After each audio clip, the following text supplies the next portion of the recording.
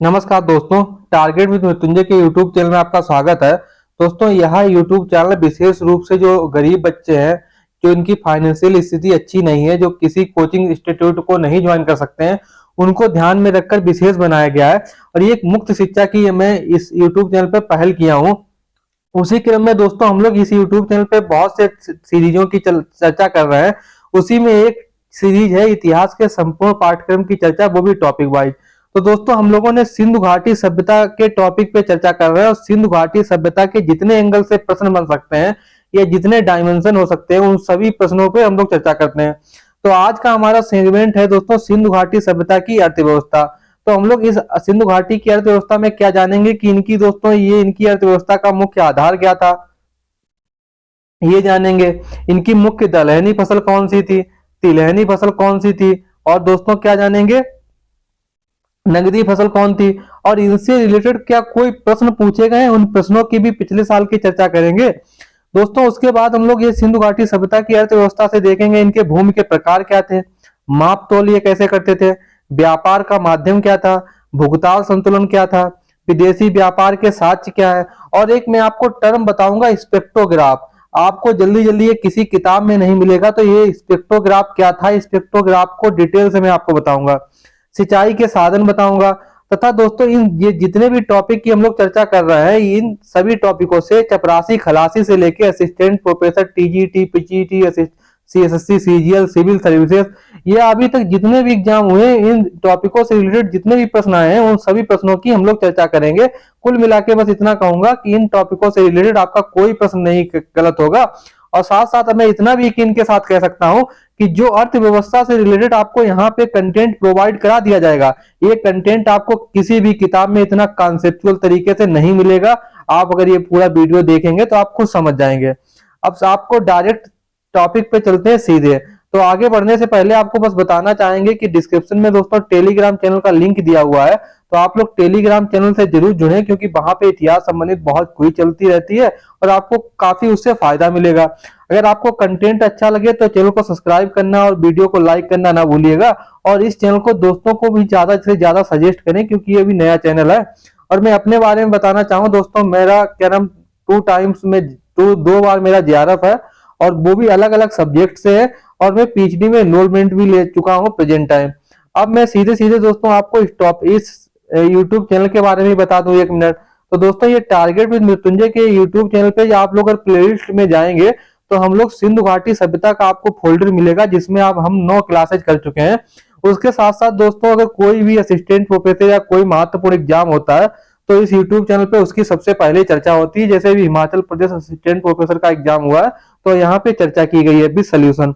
साथ साथ दोस्तों इस YouTube चैनल पे हम लोग ये सबसे इंपॉर्टेंट टॉपिक है इतिहास लेखन का, और ये किसी भी इतिहास के छात्र को इसकी जानकारी होनी चाहिए हिस्टोग्राफी की। तो दोस्तों हम लोग 3 क्लासेज कर चुके हैं, 2 क्लासेज इसकी और बाकी हैं, वो भी मैं शीघ्र ही आपको करा दूंगा। तो इन 3 क्लासों में मैंने आपको बताया है कि साम्राज्यवादी इतिहास लेखन क्या होता है, उपयोगितावादी इतिहास लेखन क्या होता है, प्राच्यवादी इतिहास लेखन क्या होता है, मार्क्सवादी इतिहास लेखन क्या होता है, राष्ट्रवादी इतिहास लेखन क्या होता है, और ये इतिहास लेखन की जितनी भी विचारधाराएं हैं, इनसे रिलेटेड क्या अभी तक प्रश्न पूछे गए, उन सभी प्रश्नों की भी हम लोग डिटेल से चर्चा कर चुके हैं।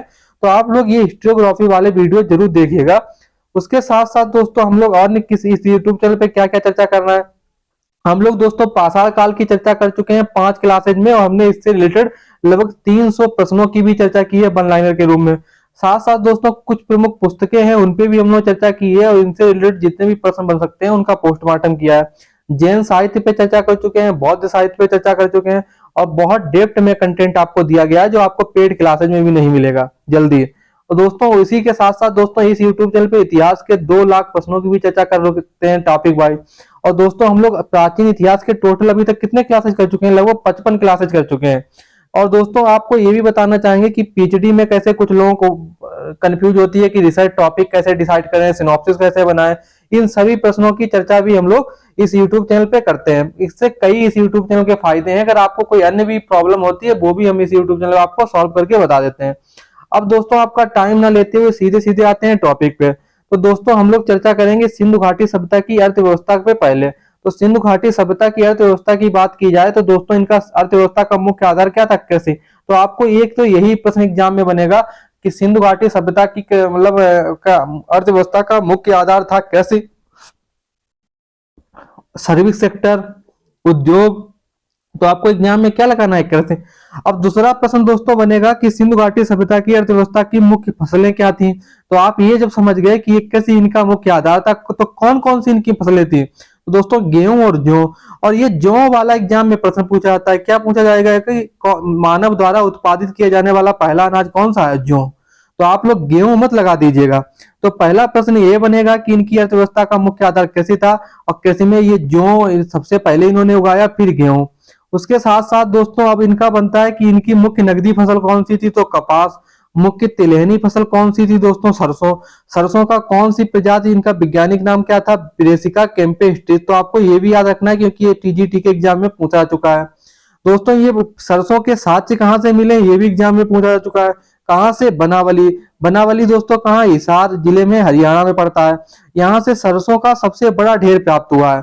तो इस स्लाइड में दोस्तों कितने प्रश्न बन सकते हैं, एक तो ये कृषि वाला बन सकता है, जौ वाला बन सकता है, एक ये कपास वाला बन सकता है, सरसों वाला बन सकता है, सरसों की प्रजाति पूछी जा सकती है, पूछी जा नहीं सकती है, सब ये सभी प्रश्न जितने बन सकते हैं मैं बोल रहा हूँ ये सब पूछे जा चुके हैं। और ये बनावली वाला तो बहुत पूछा जा चुका है कि सरसों का सबसे बड़ा ढेर कहाँ सा मिला है, बनावली। तो आप इस स्लाइड में ये समझे गए होंगे कि सिंधु घाटी सभ्यता की अर्थव्यवस्था के मुख्य आधार क्या है, मुख्य फसल क्या है, मुख्य नगदी फसल क्या है, मुख्य तिलहनी फसल क्या है, और इसके साक्ष्य कहाँ से मिले हैं। अब दोस्तों हम लोग चर्चा करते हैं कि सिंधु घाटी सभ्यता में क्या कोई दलहनी फसल का साक्ष्य मिला है, तो दोस्तों इसका आंसर है नहीं। लेकिन कुछ किताबों में त्रुटिपूर्ण लिखा होता है चने का साक्ष्य। दोस्तों ये चने का साक्ष्य मिला है कालीबंगा में। और ये जो चने का साक्ष्य कालीबंगा से मिला है, ये दोस्तों प्राक हड़प्पा का साक्ष्य है, ना कि हड़प्पा का। मैंने जब आपको पहले क्लास लगाया था, मतलब चर्चा की थी, तो मैंने आपको सिंधु घाटी सभ्यता के 3 चरण बताए थे, एक प्राक हड़प्पा सभ्यता, एक हड़प्पा सभ्यता, एक उत्तर हड़प्पा सभ्यता। तो ये हड़प्पा सभ्यता से पहले वाली स्टेज का है प्राक हड़प्पा। तो ये आप लोग ये समझ गए हैं कि मुख्य दलहनी फसल का कोई भी साक्ष्य नहीं मिला है। तो एक बार हम लोग बेसिकली चर्चा कर लेते हैं थोड़ा इजी वे में। तो आप लोग हम आर्थिक स्थिति की चर्चा कर रहे हैं, तो सिंधु सभ्यता कृषि एवं व्यापार के सूक्ष्म संतुलन पर टिकी थी, जिसमें इनका कृषि मुख्य आधार था और कृषि इनका मुख्य उद्यम था। तो ये कृषि इनके प्रोग्रेस के कारण क्या थे, क्योंकि दोस्तों इनकी जो ये यहाँ जहाँ पे भी खेती करते थे, ये सिंधु नदी तंत्र के किनारे खेती करते थे। और सिंधु नदी में हर साल बाढ़ आती थी, तो इनकी मृदा कैसी हो जाती थी, उपजाऊ। और दोस्तों ये जो खेती करते थे, इनके किस उपकरण किस धातु के बने होते थे, तो दोस्तों पत्थर के बने होते थे और कांसे के बने थे। तो आप ये समझ गए होंगे कि ये कांसे और पत्थर के उपकरणों का प्रयोग करते थे। लेकिन आपको ये डीडी कोसाम्बी का स्टेटमेंट याद रखना है, क्योंकि ये बहुत बार पूछा जा चुका है एग्जाम में कि ये डीडी कोसाम्बी क्या कहते हैं। ये कहते हैं कि सिंधु घाटी, ये एग्जाम में ऐसे प्रश्न पूछा जाएगा कि किसका मत है कि सैंधव जन को भारी हल्का ज्ञान नहीं था। तो ये दोस्तों डीडी कोसाम्बी कहते हैं, डीडी कोसाम्बी कहते हैं सिंधु घाटी सभ्यता के लोग हल्की जानकारी नहीं थी। लेकिन मैं आपको प्रूव करूंगा कि ये कैसे, ये इनका स्टेटमेंट ये रॉन्ग है। और ये अगली स्लाइड में हम लोग डीडी कोसाम्बी की चर्चा करेंगे। आप लोग इस स्लाइड में बस इतना याद रखिए कि डीडी कोसाम्बी का मत है कि सिंधु घाटी सभ्यता के लोग हल्की जानकारी नहीं रखते थे। कुछ आपको और याद रखने हैं, कैसे इनकी मुख्य फसल कौन थी, गेहूं, जो मैं आपको बता चुका हूं। अगर प्रश्न पूछा जाए कि सैंधव लोगों के कुल कितनी फसलों का ज्ञान था, तो 9। अब दोस्तों आपको ये याद रखना था कि सैंधव जन की मुख्य फसलों से अनभिज्ञ थे, यानी सैंधव सभ्यता के जो लोग थे वो कौन कौन सी फसलों के बारे में जानकारी नहीं रखते थे। तो दोस्तों ईख और दलहन, दलहन का मैं आपको बता चुका हूं। और ईख मतलब गन्ना, इसकी भी जानकारी नहीं रखते थे। और दोस्तों आपको एक ये भी प्रश्न याद रखना है, क्योंकि ये नेट में आया था और काफी लोगों का गलत हो गया था, कि मिट्टी की हल के साक्ष्य कहाँ मिलते हैं। तो दोस्तों बनावली तो लोगों को मालूम था दोस्तों, लेकिन इसका दूसरा एक बहावलपुर भी है। तो आप लोग ये ए और बी दोनों आंसर इसमें हो सकते हैं। अगर प्रश्न पूछा जाए कि मिट्टी के हल के साथ सिंधु घाटी सभ्यता के किस स्थल से मिट्टी के साक्ष्य मिलते हैं, मिट्टी के हल के साक्ष्य मिलते हैं, ऑप्शन हो बनावली, बहावलपुर, उपरोक्त में दोनों, या उपरोक्त में कोई नहीं। तो ऑप्शन क्या होगा, सी, बहावलपुर और बनावली दोनों। तो आप इसका भी सी स्क्रीनशॉट ले लीजिए। कुछ प्रश्न आपको एक ये भी लहसुन वाला एक बार पूछा गया था पीएचडी के एंट्रेंस एग्जाम में। तो दोस्तों प्रश्न था कि लहसुन के प्राचीनतम साक्ष्य कहां से मिले, बालू, बालू हरियाणा में पड़ता है, तो आपको याद रखिए। और अगर प्रश्न पूछा जाए कि गेहूं, जौ, गेहूं खेत के मटर तथा अनाज काटने के हसिये के साक्ष्य कहां से मिलते हैं, दोस्तों तरकाई किला। आपको ये किले का नाम याद रखना है, तरकाई किला एक जगह है।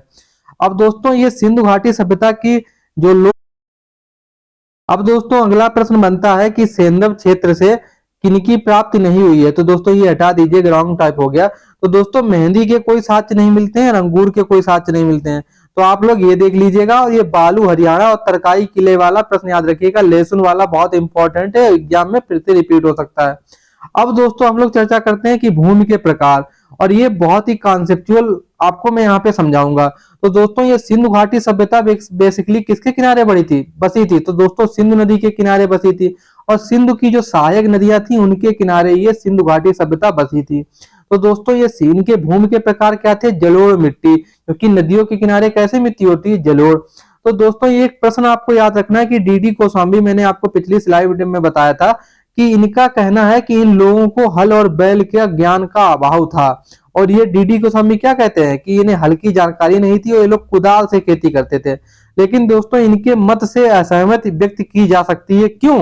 क्योंकि कुदाल से दोस्तों क्या होता है, जीविका निर्वहन की जा सकती है, बागवानी कर सकते हैं, खेती नहीं कर सकते। आप कुदाल से या फावड़े से क्या कर सकते हैं, अपने बगीचे की, आप अपनी क्यारी बगैर बना के बागवानी कर सकते हैं। अब आप एक बहुत बड़े क्षेत्र में क्या फावड़े से खेती कर पाएंगे? नहीं। तो ये दोस्तों ये इनका स्टेटमेंट डीडी कोशाम्बी का बिल्कुल गलत है, क्योंकि बाजार के लिए खेती ये बिल्कुल ये फावड़े से नहीं कर सकते, क्योंकि बाजार के लिए बचत आवश्यक है और बचत के लिए हल और बैल आवश्यक है।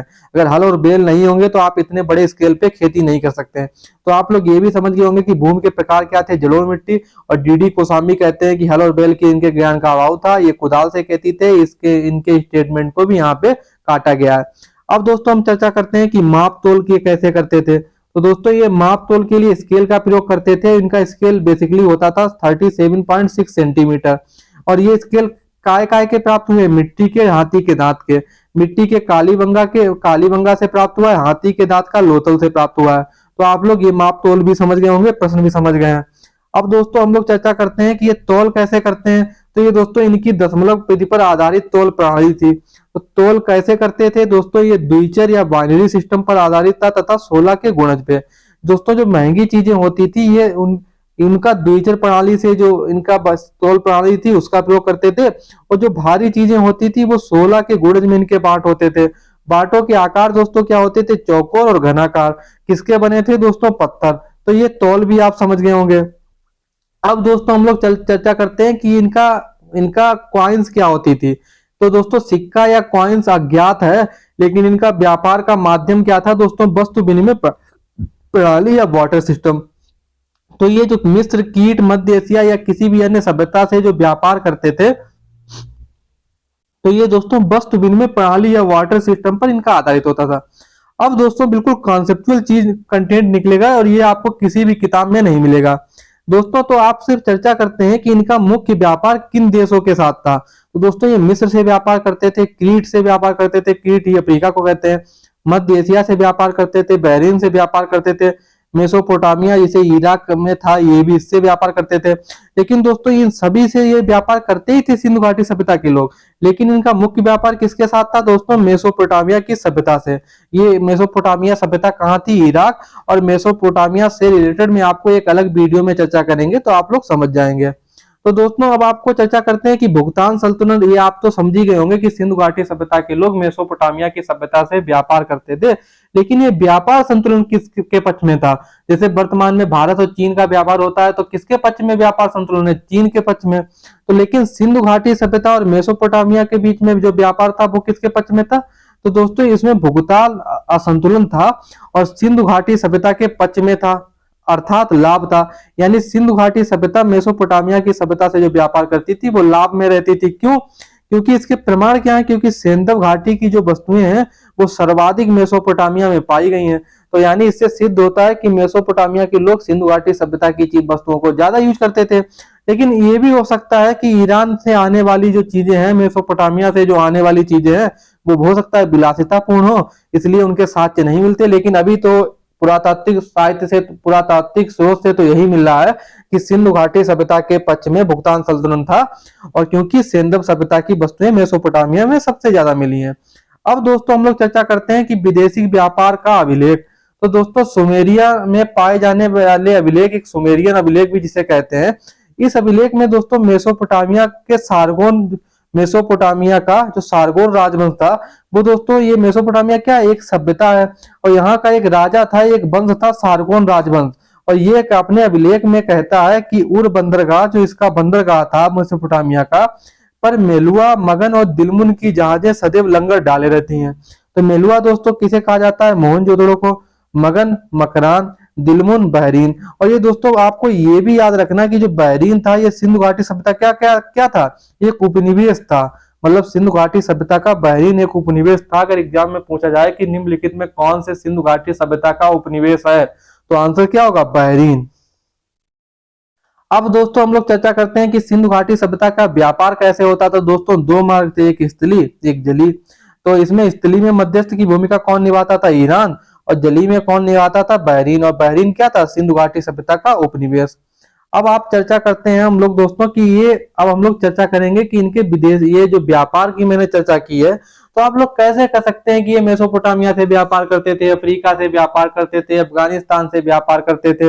ये आप लोग कैसे कह सकते हैं कि अफगानिस्तान से व्यापार करते थे, मेसोपोटामिया से व्यापार करते थे, अफ्रीका से व्यापार करते थे? मैं आपको विद प्रूफ यहाँ पे साबित करके दिखाऊंगा कि कैसे ये इतिहासकारों ने ये इसकी पुष्टि की है। तो दोस्तों आपको चर्चा करेंगे तो ये साक्ष्य क्या है? एक तो होता है पुरातात्विक साक्ष्य, एक दोस्तों एक टर्म है स्पेक्ट्रोग्राफ। और ये स्पेक्ट्रोग्राफ का क्या होता है? किसी धातु की धात्विक संरचना को जानने की क्या विधि है? स्पेक्ट्रोग्राफ। अगर एग्जाम में पूछा जाए किसी धातु की धात्विक संरचना को किस तरीके, अगर कैसे ये जो क्रिमिनल वगैरह पकड़े जाते हैं, कोई चीज चोरी करके लाते हैं, तो ये स्पेक्ट्रोग्राफ प्रोसेस से ही पता की जाती है धातु कहाँ की बनी है। तो दोस्तों ये क्या है? किसी धातु का उसका कंपोजिशन क्या है, कौन सी धातु मिली है, ये सब जानने के लिए कौन सी विधि होती है? स्पेक्ट्रोग्राफ। क्यों जानना चाहते हैं? इसी के द्वारा हम जान सकते हैं कि कौन सी धातु किस खान से प्राप्त की गई है। यहाँ भी जान जाए कहाँ पाई कहाँ जा रही है, तो निकाली। तो दोस्तों ये आप समझ गए हैं स्पेक्ट्रोग्राफ क्या है? एक ये किसी भी अगर प्रोडक्ट मिला है उसकी कंपोजिशन बताता है। तो दोस्तों एक राजस्थान से निकाली गई और पाई गई ईरान में, अगर कोई धातु राजस्थान से निकाली गई और ईरान में पाई गई, तो इससे कि ये ईरान में कैसे पहुंची, यानी अगर ईरान में कोई पाई जा रही है तो इससे प्रूव होता है कि विदेशी व्यापार होता था। तो मैं आपको स्पेक्ट्रोग्राफ प्रोसेस से सिद्ध करके यहाँ पे दिखाऊंगा। तो दोस्तों राजस्थान में एक जगह है झुंझुनू, वहां आपने खेतड़ी की खान सुनी है? खेतड़ी की खान किसकी है? तांबे की खान। और इसमें दोस्तों ये तांबा जो यहाँ पे खेतड़ी की खान में निकलता है, इसमें दोस्तों क्या मिला होता है? दो चीजें मिली होती हैं क्या? एक आर्सेनिक और निकिल। और ये आर्सेनिक निकिल कहीं भी दुनिया में जो तांबे की खान है कहीं नहीं पाया जाता उस तांबे में। तो दोस्तों ये जो तांबा यहाँ से निकाला गया, ये हड़प्पा में एक फैक्ट्री मिली है। यहाँ तांबा गलाने की क्या है? एक फैक्ट्री लगी थी। और ये तांबे का गला हुआ ढेर भी कहाँ से मिला हुआ? हड़प्पा। अगर एग्जाम में पूछा जाए कि तांबे का गला हुआ ढेर के साथ कहाँ से मिले हैं, तो दोस्तों हड़प्पा।